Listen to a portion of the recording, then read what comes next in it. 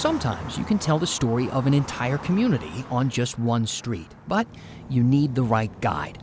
Ours was known simply as Bonsai, a welcoming person on a road that's grown wary of strangers. This is our spread right over here.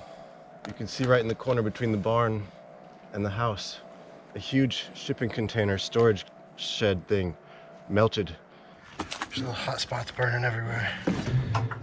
Oh, yo, this house is okay.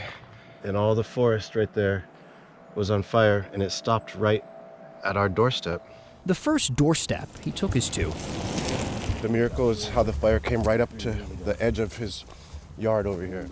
Belonged to another person with just one name, Nako. It's hard to stay away from it, you know, when it's your whole life.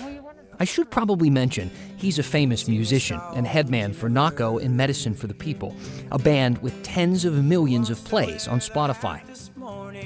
So that's my house right up there, and the fire came and stopped right here along the path. And he nearly lost everything. Fucking like 4th of July up in here. Wow, look at that fire. Nako didn't evacuate right away, decided instead for sleepless nights trying to protect his place. There, you can see the stacks of buckets all over the place. There's one right around the corner too.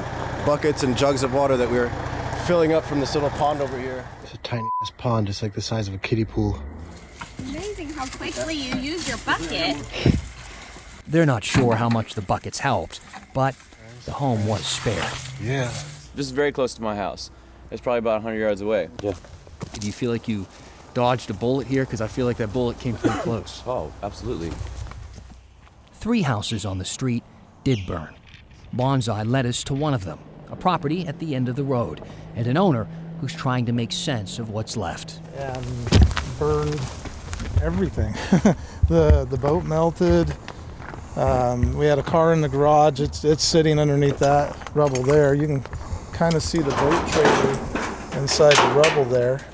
Eric told me the fire moved in so quickly that evacuation orders jumped from 1 to 3, and he left without grabbing anything. Oh, it was unbelievably hot. The fire took everything he owned, except for an unlikely blessing. I cannot believe that home you're building is standing. How? We can walk down there. I'll show you the fire that went around it. You can see the fire came all the way through here and all the way around. The framework of his dream house, built by his own hands, hardly has a scratch, even as the home next door burned to ash. Even this fallen tree refused to hit the wall as it crashed down. Just a little bit of luck. God, it wasn't supposed to burn.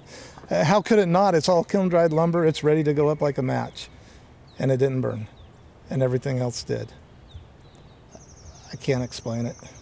It was a miracle, an absolute miracle. And while Eric leans on faith, the street relies on each other. We all need to hold each other up and say, we're here for you. And We have a tight little community in this neighborhood. Bonsai sent out a neighborhood text when the flames got close. I wrote to them, hey everyone, I'm so sorry to say that it seems like the worst case scenario is here. All the fire trucks are parked here in town. It seems like they had to retreat. Sorry for the bad news, everyone. Let's stay in touch. I'll be the earth that ground you from the chaos all around. I'll be the home you return to. I can be your middle ground. It's been an emotional experience. As a reminder. Not necessarily sad, a lot like some of Nako's music. There's a hopeful sense on this street, and with the people living on it, that soon the smoke will clear for a better path through Estacada.